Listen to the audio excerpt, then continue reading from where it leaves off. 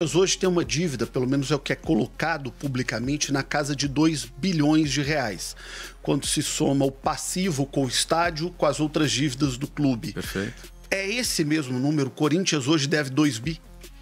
Sim, existia um entendimento da gestão passada que esse número era menor, foi discutido amplamente numa das reuniões de conselho, quando foi apresentado o balanço do clube do fechamento do ano passado. O Corinthians acompanhava um índice de endividamento, que é basicamente, falando um pouco mais técnico, é como se a gente estivesse falando de uma liquidez de longo prazo. Todos os passivos menos todos os ativos. Então, no fundo, ele abatia da dívida o que ele tinha de valores a receber, né?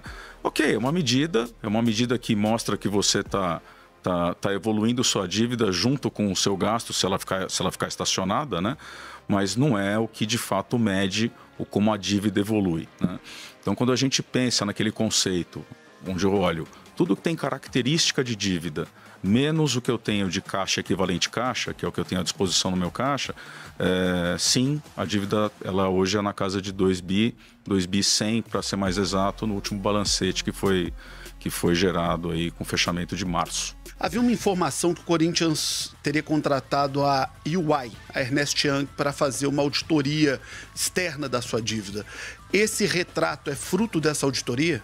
O Corinthians contratou a EY para fazer uma consultoria, né, tanto em termos de entender o tamanho dessa dívida, entender como ela é composta e entender como desenhar um plano de ação em cima do cenário que foi encontrado. Então ela está auxiliando o clube num processo de desenho de um plano de ação de médio e longo prazo, né, um plano de ação que já pretende ter elementos bastante objetivos para os próximos 3 anos, né, para que no final da gestão a gente possa, os diretores que ficaram possam entregar um clube melhor do que eles receberam.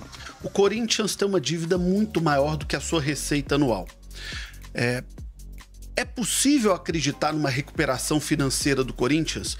Ou, perguntando de maneira mais direta, eu sei que é uma pergunta dura, mas ela se faz necessária. O Corinthians quebrou?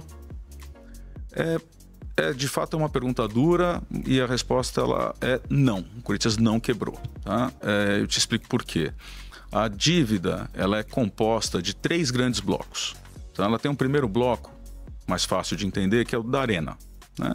Então você tem lá um ativo que teve um financiamento, que teve uma renegociação. Esse pedaço da dívida é equivalente a 700 milhões de reais. Tá? Esse pedaço está financiado em 20 anos, a CDI mais 2 ao ano.